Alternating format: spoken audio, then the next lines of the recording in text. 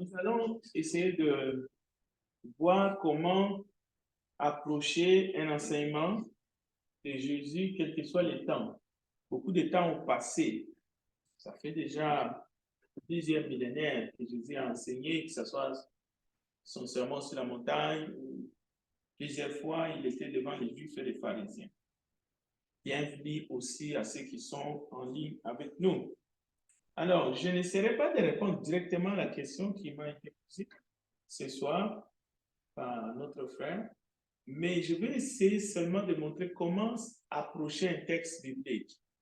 Un texte biblique, justement, parce que le but, c'est, on prend un texte biblique, on veut l'application. Aujourd'hui, dans l'Église, cela veut dire qu'on prend un enseignement de Jésus-Christ, lui qui est la tête du corps, peu importe les moments, peu importe les contextes, mais on veut son application dans l'Église comme étant la doctrine. Cela veut dire qu'il faut que ça s'applique dans les vies de membres de l'Église, mais aussi, tout simplement, dans ce monde. C'est-à-dire que ça va concerner les personnes vivantes aujourd'hui, dans leur situation actuelle. Donc, ici, nous allons essayer d'éviter les ruses du malin, parce que souvent, nous pensons que le diable nous tente toujours en rapport avec le commandement ou la loi de Dieu ou pour que nous puissions pécher ou pas. Souvent, le diable nous tente à travers les Écritures.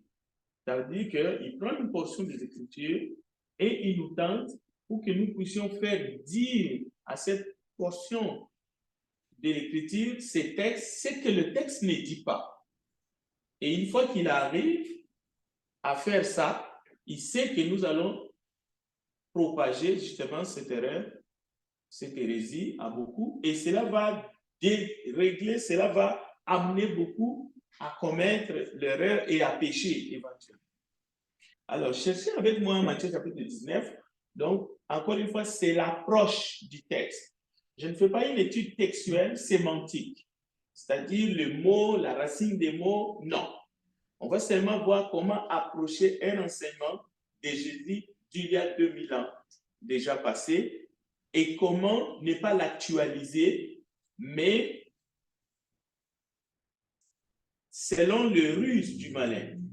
Et quand on dit le ruse du malin, on comprend tout de suite qu'il y a beaucoup des enseignants et même des écoles bibliques qui parfois prennent un texte, ils font dire au texte ce que le texte ne dit pas, et voilà, les gens vont l'appliquer, mais nous ne sommes pas ici pour juger les gens, ni qui que ce soit, mais nous voulons vraiment, honnêtement, approcher les textes avec un esprit libre, mais guidé par l'Esprit de Dieu, avec sagesse, mais la sagesse qui vient de notre Seigneur. Alors, Matthieu 19, on va lire les textes et on va essayer de pas l'analyser, je n'essaie pas d'interpréter les textes, mais vous allez voir que nous allons dégager tous les hérésies, les pièges qui va tenter de dire,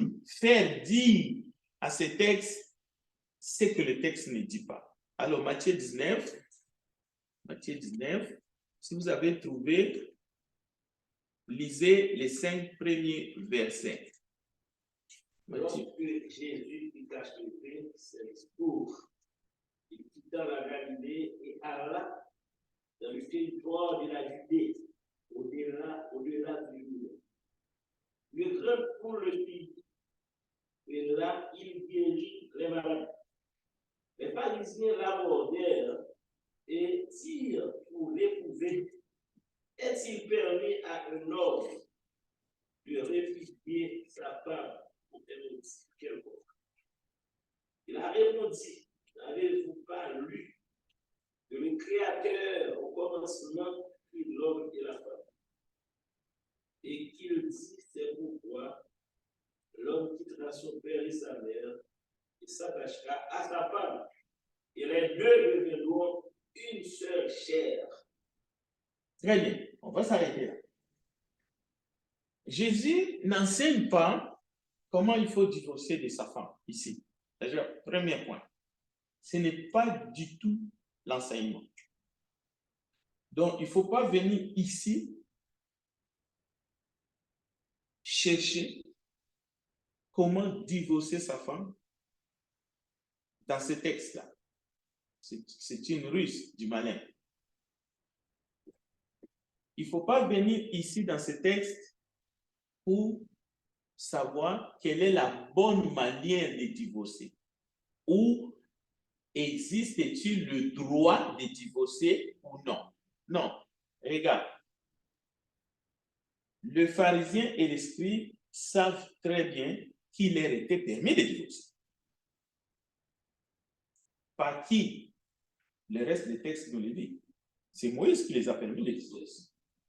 En fait, Moïse les a permis de donner une lettre de divorce. Pour n'importe quelle raison, d'ailleurs. Donc, Jésus ne peut pas entrer en contradiction avec Moïse. Dans quel but? Ce serait dans le but de donner vraiment raison au diable.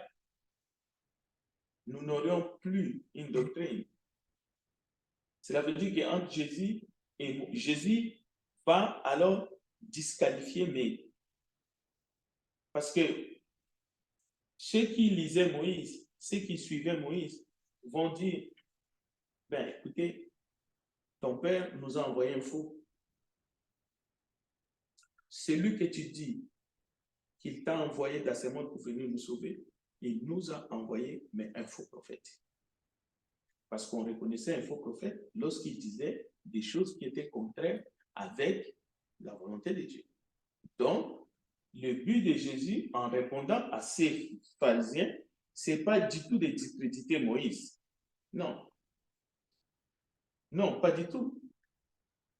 Et ce que Moïse a dit, nous ne pouvons pas dire qu'il était dans l'erreur. Moïse, non. Moïse était en face d'un peuple beaucoup raide, un peuple rebelle. Comme nous aussi, nous nous sommes rebellés, ce n'est pas parce que nous ne sommes pas des pharisiens, mais nous étions, chacun faisait ce qui lui semblait bon, avant d'être en Christ. Bon, alors, maintenant, la question ici, même si nous lisons de manière claire, est-il permis à un homme de divorcer sa femme, de répudier sa femme, oui, ou divorcer, pour un motif quelconque? Mais il faut lire entre les lignes. Il faut lire entre les lignes. Au fait, il s'agit d'un piège ici. Nous allons aller voir le piège. Alors, Jésus répondit, n'avez-vous pas lu? N'avez-vous pas lu? Sans contredire Moïse, Jésus les ramène simplement à la création et Jésus explique pourquoi Dieu a créé l'homme et la femme, pourquoi est-ce que l'homme quittera son père et sa mère et voilà, s'attachera à sa femme et les deux deviendront une seule chair. Et Jésus ajoute, le verset 6, ainsi, ils ne sont plus deux. Nous entrons dans le mystère. Ils ne sont plus deux. Ils sont une seule chair. Déjà, ici, il faut comprendre que diviser une seule chair, séparer une seule chair,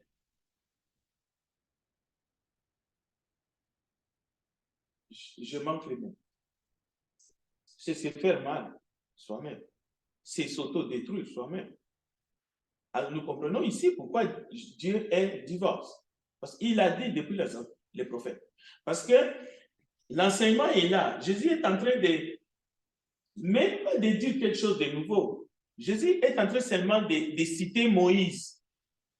C'est qui est l'auteur de Pentateuque, les 5 livres? C'est Moïse, non? Donc, Jésus, vous venez lui demander une question Parce qu'eux, ils vont tomber dans le piège. Parce qu'après ce passage ici, et ils vont citer Moïse. Mais Jésus a cité Moïse avant eux, sans mentionner son nom. Lorsque Jésus dit, n'avez-vous pas lu, Jésus aurait dit, n'avez-vous pas lu Moïse? Mais Jésus ne cite pas Moïse, parce qu'il veut les faire tomber dans leur propre piège. Donc, Jésus cite Moïse sans mentionner son nom. Alors, mais Jésus va plus loin. Regardez le verset 7.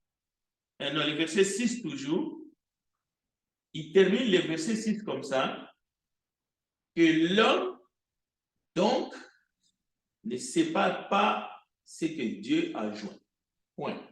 Donc, la réponse de Jésus se termine là. Okay? Maintenant, et ils vont revenir en charge, les pharisiens et les scribes. Mais pour toute personne de bonne foi, tout lecteur,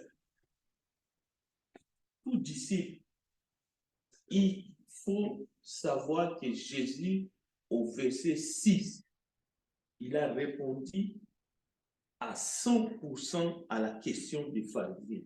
C'était vrai.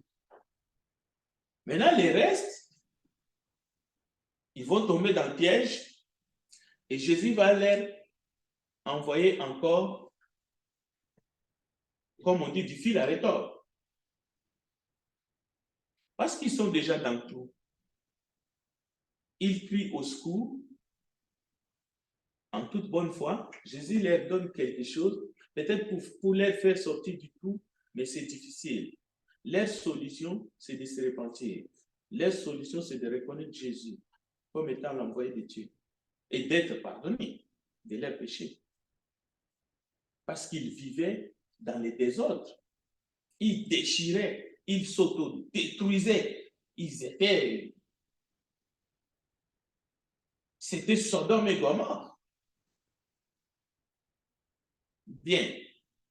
Alors, regardez le verset 7 maintenant. Pourquoi donc, lui dit-il, Moïse a-t-il prescrit de donner à la femme une lettre de divorce et de la répudier? Vous voyez? Déjà, Jésus a déjà cité Moïse sans qu'eux, ils le sachent. Maintenant, ils viennent avec un cri de secours, au fait. Parce qu'ils se retrouvent déjà dans le trou. Parce qu'ils vivaient comme ça. Ils n'ont pas posé cette question-là pour faire plaisir à Jésus. Au fait, ce n'était pas... Leur piège était au fait pour venir s'auto-justifier devant Jésus.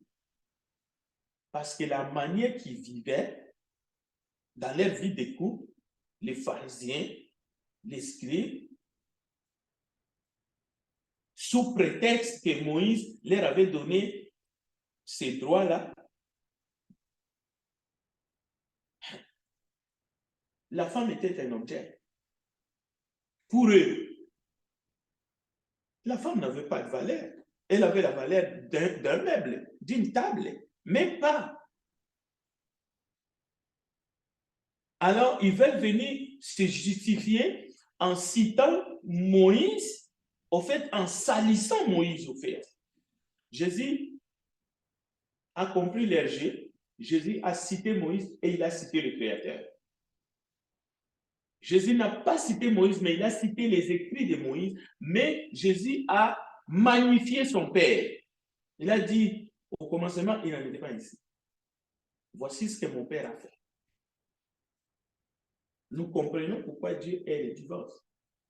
Maintenant, la réponse de Jésus dans ce texte, ou les autres enseignements que nous avons, j'anticipe, n'est pas pour juger la manière que les gens vivent aujourd'hui. Ce n'est pas le but de la parole de Dieu. L'Église n'est pas là pour dire qui a le droit de divorcer, qui n'a pas le droit de divorcer, ainsi de suite, quelle est la bonne manière de divorcer. Non, l'Église n'est pas là pour ça. De toutes les façons, le monde a déjà donné le divorce comme étant un droit. dans ce monde. Donc, l'Église ne va pas se battre contre le gouvernement ou l'Église ne va pas entrer dans les vies intimes des gens. Non. L'Église prêche l'évangile, la bonne nouvelle. L'Église n'est pas là pour juger tel a le droit de divorcer, tel a le droit de se marier, tel a bien divorcé, tel a mal divorcé. Non, ce n'est pas le problème de l'Église. L'Église se limite dans le cadre de la doctrine. Par exemple, pour établir un ancien, il faut qu'il soit marié d'une seule femme. Maintenant, l'Église ne juge pas quelqu'un qui est dans son 3e, 4e, 5e mariage. Nous ne disons pas que cette personne-là ne peut pas être utile dans l'assemblée des saints. Non, il est là. Il peut être utile, mais il ne sera jamais, il ne jouera pas le rôle d'un ancien ou d'un diable. Mais ce n'est pas de la discrimination. C'est parce que la doctrine demande ça. Maintenant, avançons. Regardez. Qu'est-ce que Jésus dit encore? Au fait, c'est eux qui parlent au verset 7. Pourquoi donc Moïse lui dit-il, a-t-il permis de donner à la femme une lettre de divorce et de la divorcer? Il a répondu, c'est à cause de la dureté de votre cœur que Moïse vous a permis de répudier vos femmes. Au commencement, il n'en était pas question. Il n'en était pas ainsi. Écoute, plus clair que cette réponse-là, vous et moi, on ne peut pas en trouver parce que nous ne sommes pas meilleurs que Jésus. La dureté de cœur, c'est la dureté de cœur. La dureté de cœur, ce n'est pas... Jésus ne les a pas jetés des fleurs. C'est un constat amer. Si le Seigneur Jésus te dit tu as un cœur dur, est-ce que Jésus est en train de dire que tu es une bonne personne? Non, tu es une personne à plaindre. Tu dois te convertir, tu es un minable. Dans le sens pas insultant, mais dans le sens que Jésus te plaint. Tu es dans une mauvaise situation en fait. Alors c'est pour ça que Moïse vous a permis. Mais il n'en était pas comme ça. Parce que Moïse, lui, n'en pouvant plus, étant dépassé au point de réclamer la mort lui-même et de dire pourquoi tu m'as mis la charge de ces gens. Et Moïse a raté d'entrer dans le royaume, disons dans la terre promise. Parce que des fois, il faisait des crises de colère. Bon, il les a permis. Mais il y a des choses aussi que Moïse ne les a pas permis.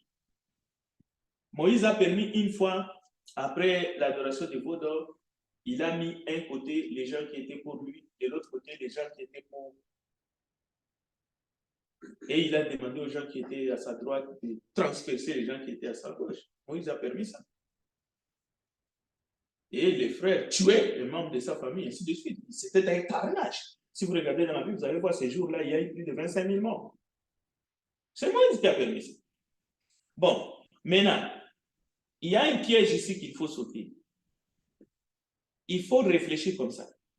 Quel était le contenu de la lettre que Moïse avait permis que les hommes donnent à leur épouse? Quel était le contenu? Qu'est-ce qui était écrit? Déjà, il faut noter une chose. Nous savons qui pouvait écrire cette lettre. C'est l'homme, non? C'est écrit l'homme et pas la femme. Donc, le mari pouvait rédiger que je te répudie. Mais, si vous faites une étude approfondie, vous allez voir, le but de cette lettre était je ne reviendrai plus te redemander pour être mon épouse. Je te répudie à cause de tel, tel, tel, tel. Mais tu es libre. Je ne reviendrai plus pour essayer de te reconquérir dans le bras d'un autre pour que tu sois à nouveau mon épouse. Parce que nous sommes dans la coutume. Nous sommes dans une loi un peu maquillée, biaisée. Parce que, comment ces gens-là faisaient? Ces gens-là faisaient, Et pourquoi Moïse les a permis? Avant que Moïse permette cette lettre, qu'est-ce qu'il faisait? Il répudie. Aujourd'hui, la femme trouve refuge dans les bras d'un autre. Il revient. Il dit, attention, elle m'appartient. Il reprend la femme, retourne. La femme fait encore une autre bourde. Selon lui, l'homme, mais un homme qui a perdu complètement la tête, il le répudie encore. Bon, comme la femme, bon, elle est là, elle est à la merci, un autre la récupère, il vient encore. Alors Moïse dit, ok, si vous voulez la répudier, écrivez une lettre, signez. Comme ça, si quelqu'un d'autre trouve du bonheur auprès de celle que toi tu as répudiée, tu ne pourras plus. On devrait brandir la lettre de la répudiation. C'est ça la lettre que l'homme rédigeait. Voilà pourquoi Moïse a permis qu'on rédige une lettre et qu'on donne. Vous voyez, vous comprenez? Donc Moïse était plus sage qu'elle. Parce que Moïse n'en pouvait plus. C'était devenu ingérable. Imaginez un prophète. Bon. Écoutez. L'homme rédige la lettre, il donne à la femme garde. Quand le même homme veut venir la reconquérir dans les bras d'un autre, la femme sort la lettre. Quand l'homme voit une belle femme qui a été répudiée, je te trouve intéressante. Ah, tu as été répudiée? Pour que je sois sûr que tu as été répudiée, montre-moi la lettre. Parce que je ne peux pas te prendre et que ton mari surgit et m'accuse de ta voix. Vous voyez comment ça fonctionne? On comprend la logique là-dedans. Maintenant, il y a deux éléments fondamentaux. Qui écrivait la lettre et le contenu de la lettre. Maintenant, actualisons. Actualisons. C'est-à-dire, maintenant, aujourd'hui, qui écrit la lettre de la divorce? Qui rédige la lettre de divorce? C'est l'homme. Dans la société moderne, prêcher seulement que l'homme peut rédiger une lettre de divorce, mais tu viens de détruire l'Église. Maintenant, la place de la femme, elle est où? Ou les droits de la femme, elle est où? Donc, ça ne fonctionne pas. Qui rédige la lettre bloque l'application de cet enseignement de Jésus aujourd'hui. On ne peut pas l'actualiser. Mais par contre, devant les gens qui étaient là, les pharisiens et les scribes, ça a du sens. Parce que la loi de Moïse est en vigueur. Bien que Jésus est là. L'homme peut écrire la lettre. Mais aujourd'hui, tu vas écrire la lettre où? C'est quelle lettre que tu vas donner à la femme? Un. De deux, quel est le contenu de cette lettre? J'avoue qu'aujourd'hui, il y a des lettres de divorce, mais ce n'est pas l'homme qui écrit. Et le contenu de la lettre de divorce aujourd'hui, ce n'est pas ce que je viens de vous dire. Maintenant, la ruse du diable, c'est quoi? C'est de vouloir quand même utiliser ces textes-là pour permettre aux gens d'aujourd'hui de dire Jésus a dit ou Moïse a dit. Est-ce que vous comprenez? C'est-à-dire, ce texte est là pour autre chose. Nous pouvons lire ailleurs dans la Bible pour essayer peut-être d'avoir un enseignement qui peut nous aider à vivre selon la volonté de Dieu tout en étant dans les coups. Nous pouvons avoir des renseignements et il y a des textes. Je n'ai pas encore lu, mais je vais épuiser d'abord ce texte. Je vais les sortir deux remarques qui ne cadrent pas avec les lettres de divorce qui sont délivrées aujourd'hui. Je ne suis pas contre les personnes qui ont eu l'expérience de divorce. Ce sont les accidents, les parcours de la vie. Mais n'utilisez pas la parole de Dieu pour faire dire au texte biblique ce que la Bible ne dit pas. Ça, c'est le premier mot. Ok, je vais prendre des interventions s'il y en a. Après, je vais continuer. Une question. Oui.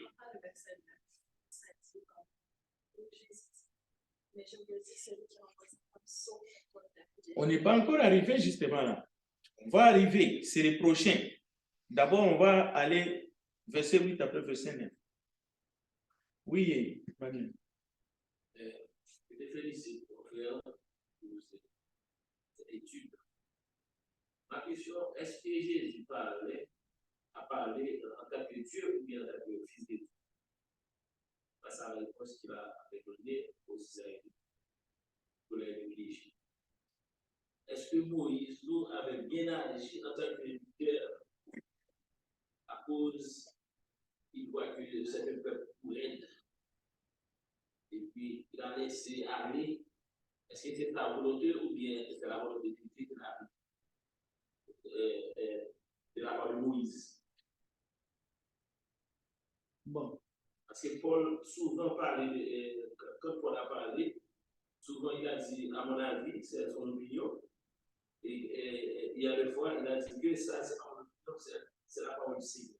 Est-ce que Moïse a agi avec vraiment, c'est la parole de Dieu qu'il a vraiment de façon d'agir, sa façon d'agir, ou bien c'est son opinion? Est-ce qu'il a parlé en tant que Dieu? Bien.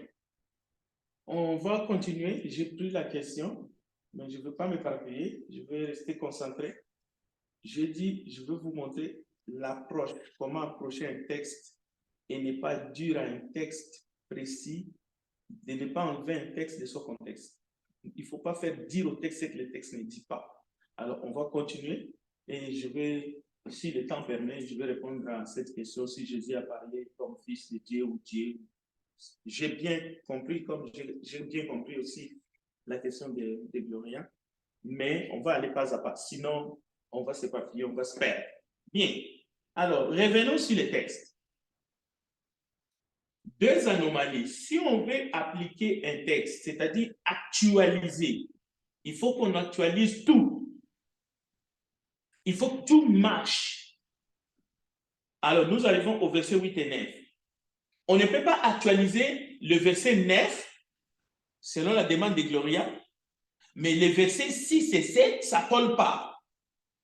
On ne peut pas faire ça. Ça, c'est du coq à l'âne. Au fait, c'est du n'importe quoi. Il faut que l'homme écrit la lettre comme c'était au temps de Moïse. Est-ce qu'on se comprend? Il faut que tu écris ta lettre dans le but de ne pas aller reconquérir la madame. À ce moment-là, le verset 9 aussi, on va l'actualiser. Mais si tu ne peux pas écrire la lettre que le pharisien écrivait à leur temps, pour les raisons que je viens de vous décrire, au nom de quoi tu veux actualiser seulement le verset 9? Donc, écoutez bien le verset 8 et 9 maintenant. Mais je dis bien ce que Jésus a dit a du sens.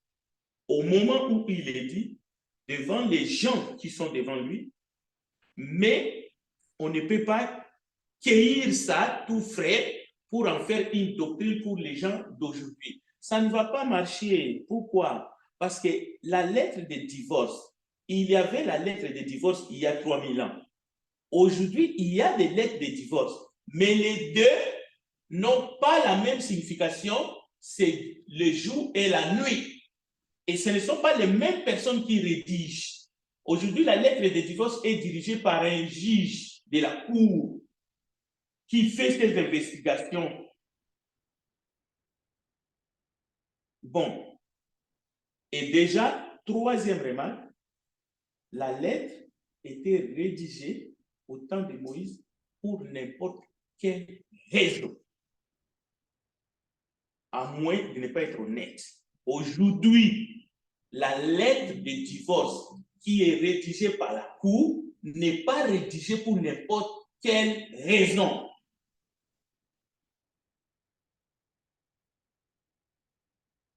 Tu ne peux pas aller soumettre la cour en disant que non, c'est la sauce qui ne tient pas toujours bon, elle me répond toujours en criant, donc écrivez ça sur la lettre de divorce. C'est quoi cette histoire? Tu peux seulement chasser quelqu'un de chez toi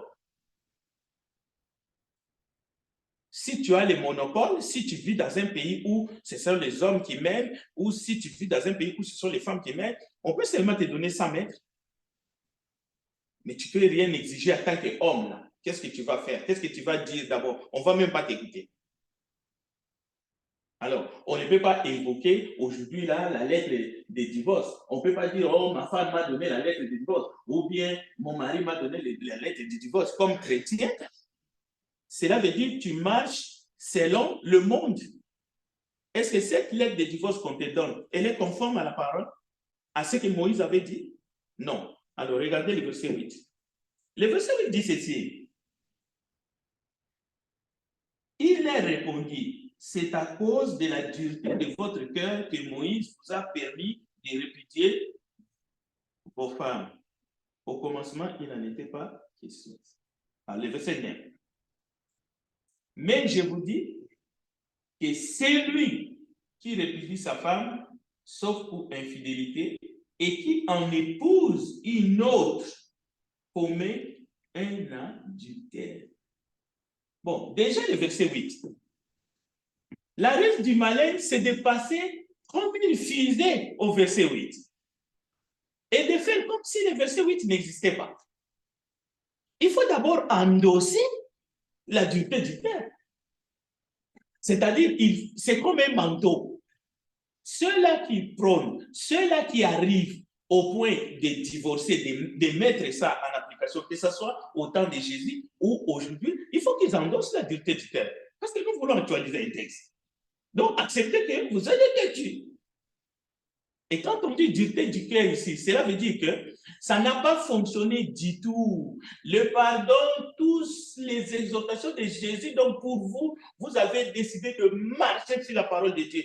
Donc, vous avez décidé de faire ce que Dieu est. C'est moi qui ai dit que Dieu est le divorce. Ne me regardez pas de travers là. C'est depuis l'Ancien Testament. C'est depuis... vous pouvez regarder là-bas dans Habakkuk, là-bas, vous allez voir dans tous ces lettres-là. Michée, tout ça.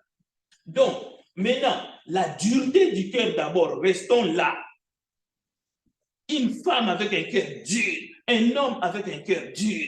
Alors, il faut admettre, c'est Jésus qui le dit. Mais les gens, ils sont comme des anges, vêtements blancs, donc c'est des bons chrétiens et ils parlent de divorce. Bon, maintenant, arrivons au verset 9. On a endossé la dureté du cœur. Ce qui va venir au verset 9, c'est à cause de la dureté du cœur que Moïse a permis la lettre de divorce. Mais maintenant, Jésus essaie de leur montrer, au fait, de les tourner un peu, parce qu'ils sont venus le piéger, Jésus va les tourner aussi en bourrique. C'est-à-dire, il va les faire tomber dans leur propre piège. C'est de cela dont il s'agit. Vous pouvez l'admettre ou non, mais c'est de cela qu'il s'agit. Ne sont-ils pas venus piéger Jésus? Jésus savait-il qu'ils sont venus les piéger, oui ou non? Mais nous avons plusieurs exemples où les gens qui viennent piéger Jésus, Jésus les amène devant un fait accompli. Maintenant, le verset 9, selon les contextes, lorsqu'une femme commettait l'adultère avec un autre homme, ou lorsqu'un homme commettait l'adultère avec la femme de son prochain, que disait Moïse? Je pose la question à Emmanuel Beauvoir. Qu'est-ce que la loi disait? Parce que nous sommes sous la loi de Moïse. Au moment où Jésus parle, il est le Fils de Dieu, il est le Christ, il nous a amené la grâce. Mais la question lui est posée au sujet de Moïse. Et lui, il n'est pas encore mort pour que nous puissions passer dans la nouvelle alliance. Cela veut dire que la loi de Moïse est toujours en vigueur. Et Jésus dit, je ne suis pas venu abolir, je suis venu accomplir. Qu'est-ce que Lévitique dit? Lorsque une femme mariée couche avec un homme, qu'il soit marié ou non, ou lorsqu'un homme, écoutez, la Bible est claire, la sentence, c'est la sentence de la mort. Et pas n'importe quelle mort, c'est la mort par lapidation. L'histoire est dans la Bible, la femme pécheresse. C'est Jésus qui a sauvé cette femme pécheresse. Bon, maintenant, la question, tu es lapidé ou il est lapidé, maintenant, il va se remarier comment? Cela veut dire, le piège qu'ils ont tendu, Jésus les ramène. Parce que Jésus leur dit, sauf pour infidélité. Mais le sort de l'infidélité dans les couples, au temps de Moïse, au temps de la Bible. Mais il y a encore des Juifs qui sont vivants, en tout cas ceux qui prônent. Le judaïsme est encore là. Et il y a des pays qui pratiquent encore la lapidation. Dans la Bible, c'est écrit dans Lévitique, c'était la lapidation. Maintenant, réfléchissez un peu. Comment c'est lui qui est fautif sous la loi, qui a commis, qui est passible d'être lapidé, Jésus va dire que, sauf pour infidélité, la femme est lapidée. Maintenant, le même Jésus dit, si quelqu'un prend une femme répudiée comme un adultère, Jésus va plus loin.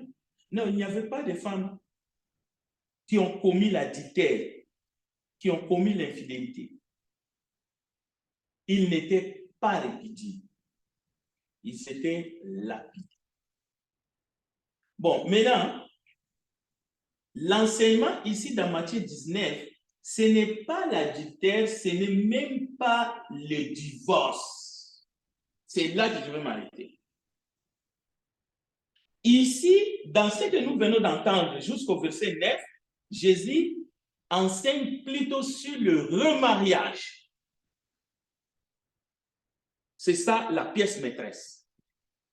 Parce que pourquoi est-ce qu'il donnait la lettre? C'était pour que la femme répudiée qui a sa lettre montre la lettre parce qu'il est devenu la femme de quelqu'un d'autre et il ne faut pas qu'on vienne l'arracher. Pourquoi est-ce que l'homme donnait cette lettre?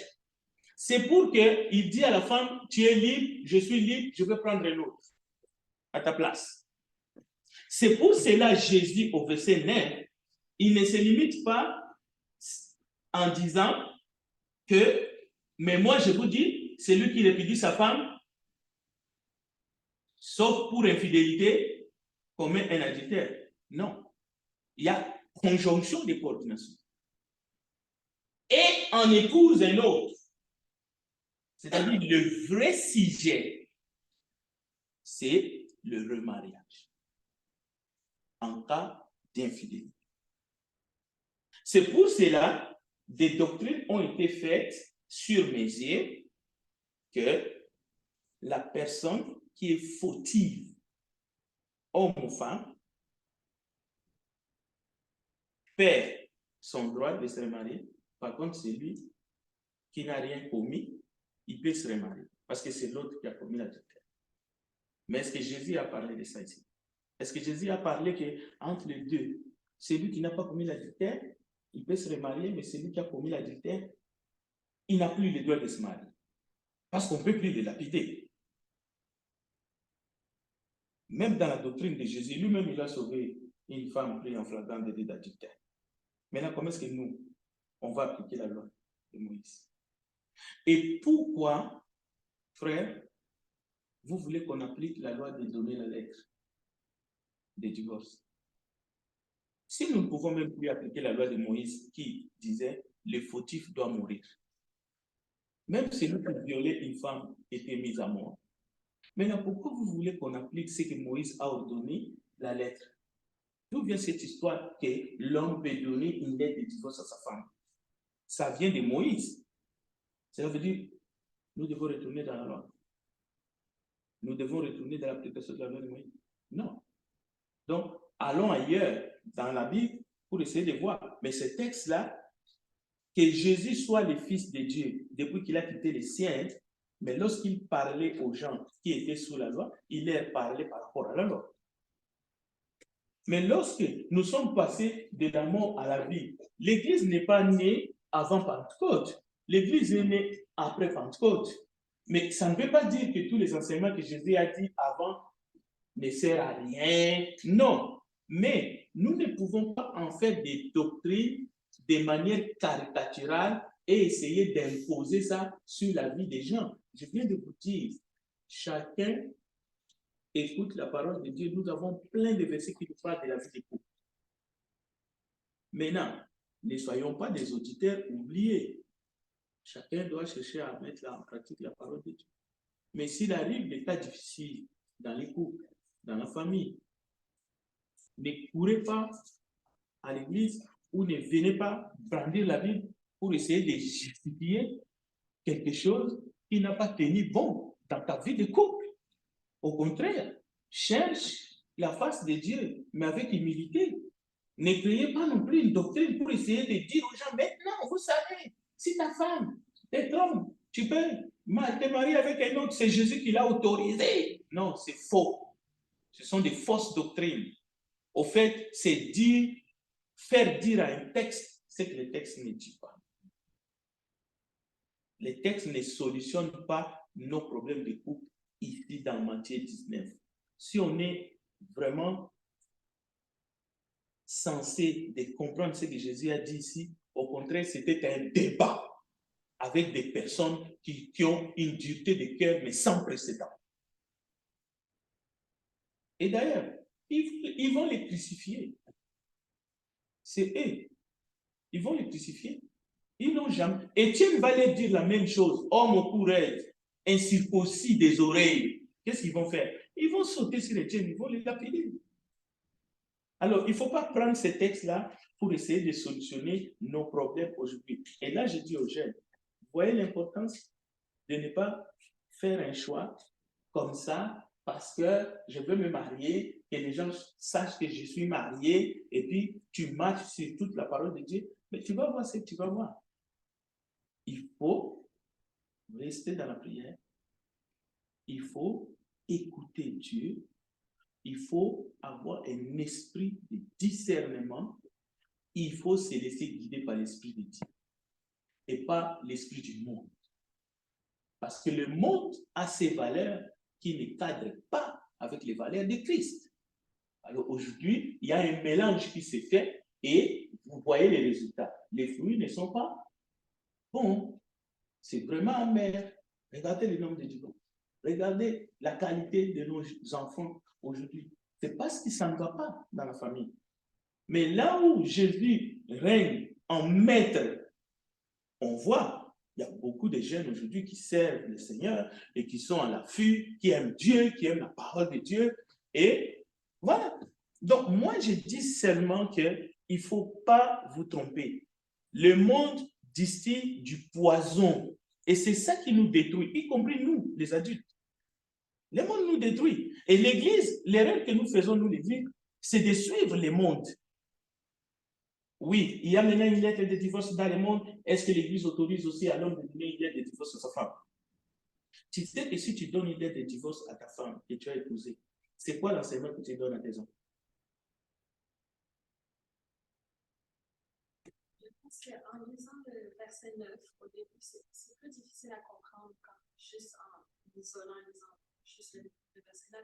Mais quand on regarde dans d'autres livres, comme dans Romains, ce que j'ai vérifié, si on prend tous les versets qui parlent du mariage, ça fait plus de sens. Comme le verset Romains 7, 2 dit, ainsi une femme mariée est liée par la loi à son mari tant qu'il est vivant. Si son mari meurt, elle est dégagée de la loi qui la lie à lui. Si donc elle devient la femme d'un autre homme, du vivant de son mari, elle sera considérée comme adultère. Si on regarde tous les versets, on regarde comment ça aide. Oui, je suis tout à fait d'accord. Mais juste Matthieu 19, Jésus a beaucoup donné. Il a vraiment beaucoup donné. C'est assez ce qu'il a donné. Oui, Jean-Paul. Oui, tu as raison. Oui, le problème que je vois, c'est que trop souvent dans ce temps-là, les hommes donnaient à leurs femmes des lettres de divorce, outre que l'infidélité, mais ils donnaient à leurs femmes des lettres de divorce pour des raisons bidons. Pour toujours avoir un ascendant sur les femmes, parce que pour contrôler un peu. Il dit au verset 10, Mais on a vu déjà au verset 9 quand il dit que c'est seulement pour être fidélité qu'il peut le faire. Mais au verset 10, c'est clair, il dit, cette dignité peut dire, si telle est la condition de l'homme à l'égard de la femme, il n'est pas avantageux de se marier parce qu'il voulait un avantage. Il veut garder un ascendant sur la femme pour pouvoir contrôler. Donc, Dieu leur a tout de suite dit. Mais eux, on voyait déjà la nature de qu'est-ce qu'ils voulaient, c'est garder le contrôle sur la femme. Parce que c'est clair, si on va dans cette direction, c'est un adultère, c'est un péché. Voilà, Jésus, tu vois, c'est oui, vas-y. Manu. Comment on définit à l'époque de Moïse l'infidélité? Par exemple, quand j'ai lu ça dans la version Bible de Jérusalem, on ne dit pas l'infidélité, on parle de la prostitution. Il y a des gens qui disent que si on voit pas donner l'adultère, on a le droit de donner des divorces. Parce que la majorité des théologiens définissent l'infidélité comme la prostitution. Je pense que le passage que nous avons au Romains 7, Paul avait parlé de la loi, alors il faut avoir un exemple. Et deux personnes qui se marient, c'est ça. Par exemple, il a dit que tu dois de son mari, la femme, tu ne dois pas de la femme de l'autre. Pourquoi? Quel est le sort de cette femme? Si son mari lui a donné une lettre de divorce, elle doit rester là sans se marier, attendre que son mari est mort. Oui. Ou bien vice-versa. Le verset 10 et 11. La femme donne une divorce avec son mari. Son mari doit attendre que sa femme est morte. Bon, la réponse à cette question, Paul les donne dans 1 Corinthiens chapitre 7. On va lire les textes. Mais avant d'aller là-bas, regardez ici, au verset 10 et 11. Les disciples ont eu la même réaction comme tu es en train de faire. Jean Panel a lu le verset 10, je vais lire le verset 11.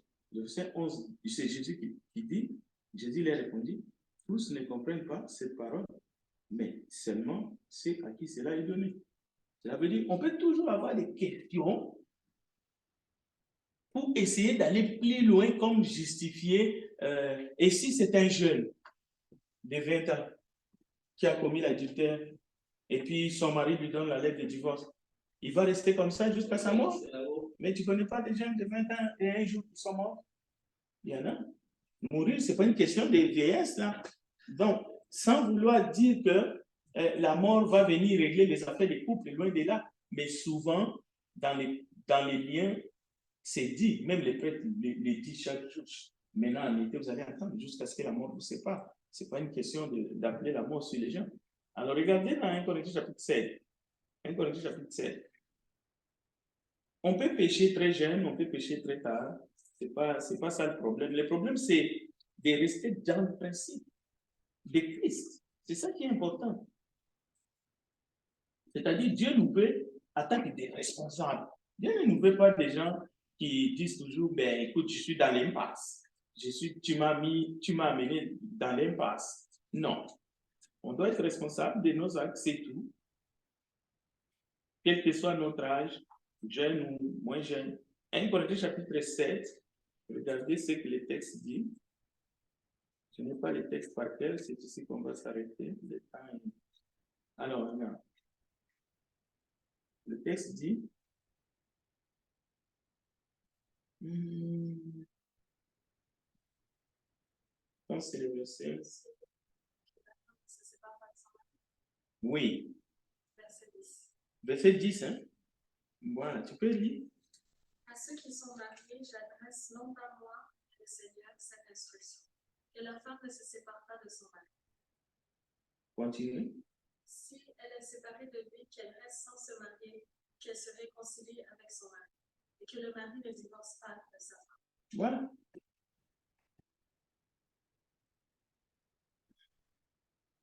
Donc, encore une fois, ce n'est pas pour faire un jugement. L'Église n'est pas là pour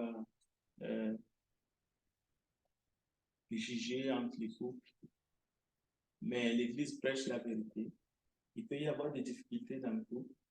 Jésus ne met pas l'accent dans Matthieu 19 sur le divorce, sur la séparation. Vous pouvez vous séparer si vous voulez. Mais restez comme ça. Mais par contre, sur le remariage, là est l'essentiel. Oui. C'est là où Jésus insiste. Et qu'elle se remarie devient adultère. Mais le divorce, si ça ne colle pas, si vraiment il y a un danger de mort, Jésus ne va pas te dire reste à côté parce qu'il finira par te tirer une balle à la tête. Donc, il faut se séparer. S'il n'y a pas de danger, il faut que ça soit pour une courte durée, sinon vous serez tenté par le diable. Mais si vraiment il y a danger, il faut se séparer, mais rester. Parce qu'il y a la réconciliation, il y a le pardon, il y a tout. Mais si ça ne vient pas, reste comme ça. Il y a des femmes qui sont restées toute leur vie sans mari. Il y a des hommes qui sont restés toute leur vie comme Paul, sans femme. S'il y a quelque chose qui empêche, tu deviens unique. Reste unique. Oui. Je sais qu'on dit pas de problème. C'est juste quelqu'un a posé une question, peut-être prochainement. OK. Et tu as dit, dans le cas de la femme qu'on avait pris en flagrant délit d'adultère, pourquoi on avait ramené à Jésus la femme sans l'eau? Ah, déjà, c'était aussi un piège. Et c'est pour cela que Jésus les a dit que c'est lui qui est sans péché, lui jette la première. Parce que Jésus avait déjà vu ça. Jésus a remarqué que la loi même de Moïse est biaisée dans ces cas. Jésus avait vu. Ça, c'est une bonne remarque. Vous voyez comment les pharisiens étaient? Alors Jésus, en disant que c'est lui qui est sans péché, parmi nous, jette la première pierre, Jésus a amené ces groupes de gens machos devant une troupe. Eux-mêmes, ils vont tomber dans le piège qui sont venus tendre. Et cette fois-là, ils ne sont pas tombés dans le trou. Ils ont échappé l'un après l'autre. En commençant par les plus âgés jusqu'aux moins âgés. Tous ont disparu. Bien. Alors, samedi, les gens, nous allons nous rencontrer à partir de 15h45, 16h.